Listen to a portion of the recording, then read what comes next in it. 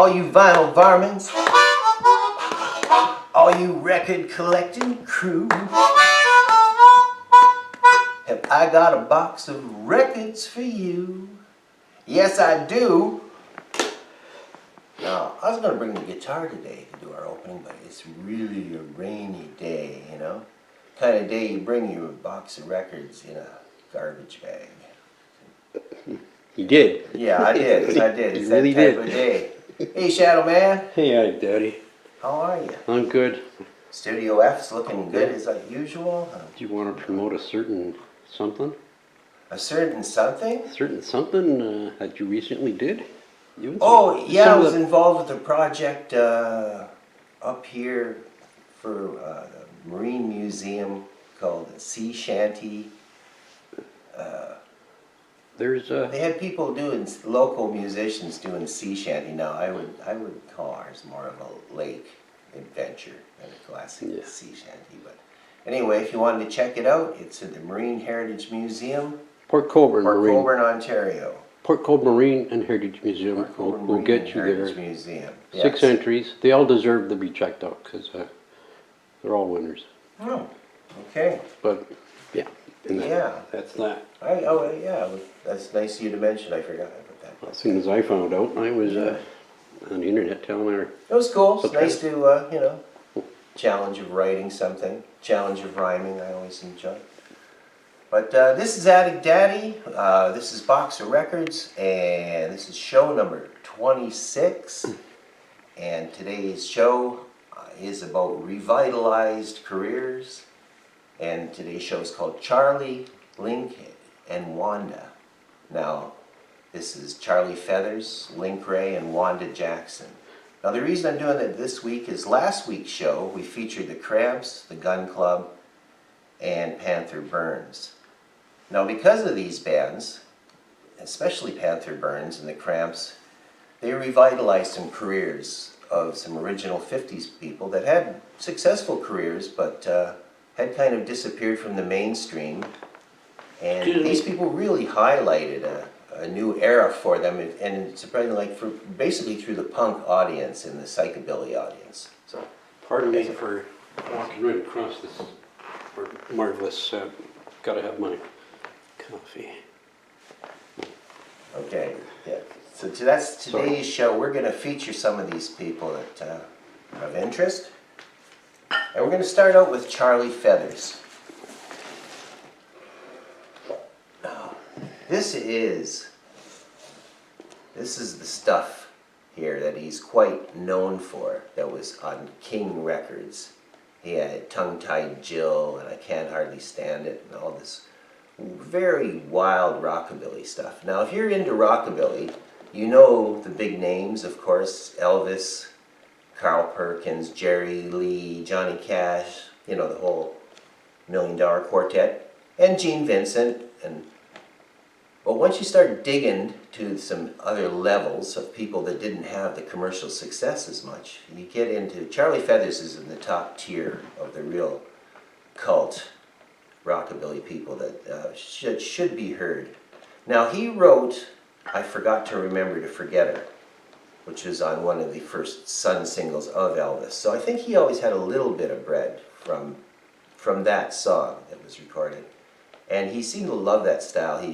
I Forgot to Remember to Forget Her. He had a song called Too Much Alike to Like Each Other, and We're Getting Closer to Being Apart. That was kind of his, I won't say shtick that maybe belittles it, but yeah, this is an excellent one right here. And this is British, K Records. It's got a whole whack of stuff. Now, he was on Sun for a couple records, and on the Sun subsidiary, Flip Records, which only lasted for about 4 records until they found out there was another Flip in California.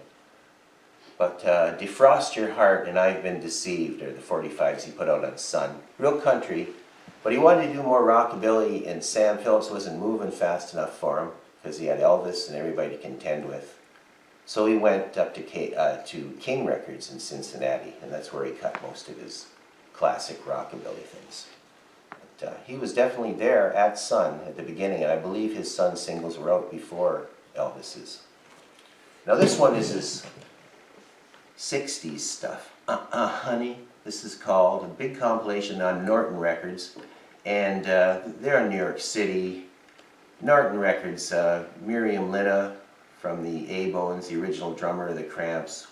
Maybe we'll do a show on Norton Records sometime because they were a very, very special record company, and still are. Their catalogs used to be able to send away for in the 90s for next to nothing. Were brilliant, hilarious. But this is, I say this is his 60s stuff, but it doesn't sound any different than his 50s stuff. Because he never quit. He was unflagging rockabilly. And because he sold such tall tales, too, people always doubt the exact history of if he was actually there, you know, and was at Elvis's house for breakfast regularly, and things like that. Excuse me. Oh. Cheers, everybody. Mm-hmm. Down the hatch. What's today's brew? Today is bourbon and some hair tonic. I thought that would be the best for a rockabilly show. You ruined 2 drinks. Okay, this is on Zuzaz Records. Again, this is British, and it is a few outtakes and rarities and demos and everything, but always very entertaining. Now, when I was in Memphis about 1995, 96, it was whenever they had the explosion at the Olympics in Atlanta. Georgia. I remember it. Yeah. Yeah, I can remember that on TV. Got the phone book out in the motel room, blah, blah, blah, Feathers. Phoned it up. I say, hi, is this Charlie Feathers? And he goes, oh no, this is his son. And I went, oh, Bubba? Because Bubba was the guitar player by that point in his band. He goes, oh, no, but I'll give you Dad's number. We told him we were down from Canada. Sure enough, I got Mrs. Feathers on the phone. She goes, oh, Charlie, you want to talk to you? And yeah, I had a gab with him for about 15 minutes. And they just had a big plane wreck somewhere. He said he wasn't going to travel to Europe anymore because he was in demand in London and France and everything. So this album here was a later one he did. Right. Later one he did in the 90s. And the cover photograph was taken by Tav Falco of Panther Burns, so he had a lot to do with revitalizing Charlie's career. And yeah, this is very good. It's got a lot of the Sun guys on it, Roland James, and some of the original people that played with Jerry Lee and everything. Very far out. And that is Charlie Feathers. And may I urge you, if you haven't explored Charlie Feathers, that it's amazing. Anybody I've ever turned them on to, they always say, how come this guy wasn't really big? And the Cramps did I Can't Hardly Stand It. Great version of his. Okay, we're going to go to Wanda Jackson now. Okay. Look good. This is a compilation. This is another, again, British compilation. And excuse me for a second. On Charlie Records. And they did a lot of great comps. That's gatefold, Oh, isn't it? gatefold, yes, big gatefold, big double. Now she had a country career and then quite a solid rock and roll career. Good guitar player, wrote a lot of her own numbers and everything.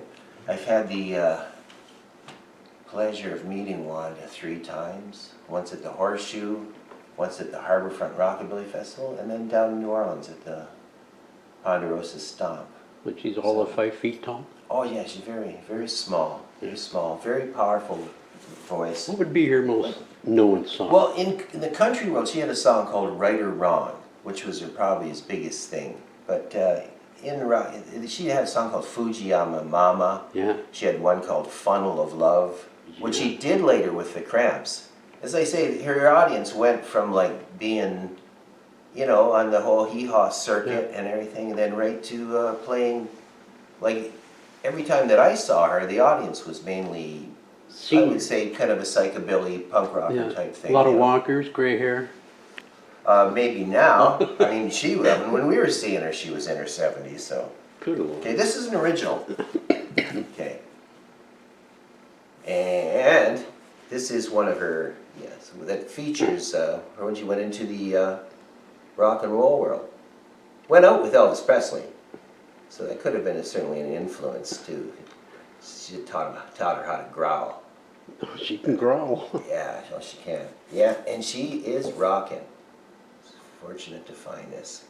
That's cool. Who people owned these albums back then? I always wonder about. By the time they end up with us, you say, "Wow, who was cool enough to have that back then?" And how come this thing looks like it's never been played? And this here is on Capitol. Yeah. There's a party going There's a on. party going on, which Elvis cut too. There's quite a bit of vintage film of hers, Town Hall Party, and a lot of stuff on YouTube. Okay. This is right or wrong. This is more of like a, well, I'd never call it straight country because her voice was so outstanding. There's nothing wrong with calling something straight country either, I guess, if that's what it is. I'd say her voice was similar to maybe Brenda Lee. Yes, like that, really phenomenal. Just seemed like the southern part of the United States is the only area that really produced that those type of pipes. And yet some more. That's right, another. Oops. Wanda. Yeah. Electronically enhanced for stereo effect. Maybe Hilltop Records. They had to be the ones that would be for sale in hardware stores like Camden. Yeah. Okay. This is Two Sides of Wanda. And then again, this has a country and a rock inside to her. I'm not sure. Maybe the Faye one at the bottom with the flower is country, and the one at the top where she's all heated up and I see Candyman on there. Is that the rubbing Sammy? her face and stuff. Sorry, I was interrupting. No, It's you're bad not habit. interrupting. Candyman, same one. Sammy I believe, Davis? yeah, the... Candyman. Oh, no, No, no, no. no, no. It would be the Sacrilegious. Roy Orbison song, Candyman, I thought you meant. No. And then one more, Blues in My Heart. As you can see, these are vintage albums. That's always a feature of this show, that the albums are sliding out the bottom once they took the plastic off. But yeah, Blues in My Heart, Wanda Jackson. A big bouffant, Isn't that that? country bouffant. Amazing. Wow. Wonderful stuff. Hot Dog That Made Him Mad. Yes. Another one of her songs. Great. Okay. Link Ray. This is a very good comp. Again, this is on Charlie. This is British, and this is features his biggest hit, Rumble. One of the only instrumentals to ever be banned. Really? Yeah. There's a movie called Rumble about native musicians, native North American musicians, which he is. And a few years ago, it's pretty good. It's got about Jesse Ed Davis and Charlie Patton, and it's worth checking out. But Link, a lot of people maybe got to know him from the 2 Robert Gordon albums that he featured as a guitar player. And used in some of the same musicians as Rob Stoner and Howie Wyeth, people that were on the Dylan Rolling Thunder tour. There was always kind of a weird connection of musicians between Dylan and Robert Gordon and Link Ray, and that bunch, because I know Bob has a big appreciation for Link Ray, as people should. He is an outstanding person, still not in the Rock and Roll Hall of Fame. Not that that matters at all, but I mean, the Rock and Roll Hall of Fame, what is that? Yeah. But he should be in there, because he is like one of the founding. People have been fighting for years to get it there, and then they put in Journey or something. Well, I don't want to get into that. Where's the bucket? All right, we saw you going. Okay. This is a Butte on Hangman Records, and this is Link Ray 74. He was on Swan. It says 64. 64. Oh, right. I'm sorry, what did I say? 74? Yeah. 64. Swan Records. And that was his great stuff. Jack the Ripper, Ace of Spades. Really aggressive. I can't imagine back then going to see Link, what it must have been like. It's so individual. Just being so loud. And when later on he did some more kind of, I don't like him as much, a little more generic rock and roll albums, and his career with Robert Gordon put him right back where he should be in the rockabilly. Attic Daddy opened up for Robert Gordon one time. That was cool. In the 90s. Beautiful Ace Records. Always put out very nice stuff, fantastic catalogs too. Early recordings. This is just more crunchy stuff. The Batman theme, right again, Robin. His version of Batman is just outstanding. How about, I think when people talk about Link, the words aggressive come up. You know, how about his guitar playing? Oh. Of course, not him especially, but. Okay, this is the Norton Records, Some Kind of Nut. I love this album. Or outtakes and some of the stuff he did under different names. And there's a version of Please Please Me, the Beatles song, and instrumental, just outstanding. Some Kind of Nut. And his brother, Doug Ray, played drums on a lot of his classic stuff, and sometimes his other brother played bass. There was actually a trio of brothers that did the real worthy links, I believe, on Rumble right from the beginning and everything. Link Ray live at the Paradiso. This is later on. Passport Records. And this was when his career was revitalized. I got to see him twice at the Horseshoe in Tirana. And I remember at the time he was like 69 years old, and that was 20 years ago, so it just seemed odd to go see somebody that age. And now, I mean, as Charlie Watts turns 80, and it's, you know, it's been a couple decades. Amazing. Amazing. Simply amazing. It's been a score. That's what a score is? 20 years, 4 score. 7 years ago, our forefathers. Aye.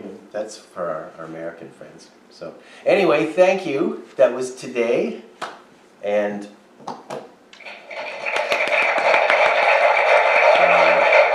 I'd like to thank the Charlie Feathers fan club all the way from Memphis. Very well behaved. All the way from You Memphis. never know they're here. Beautiful song, yeah. And yeah, and what the fun we've had today. And you notice we've got some blues albums up kicking around because we've got some very interesting, unique blues shows coming up that So we're there you working go. on. But I wanted to connect this one today to last week's show. So So there. Enjoy your week. thank you. Thank you. Keep it dry. You've had your tea. You've had your tea.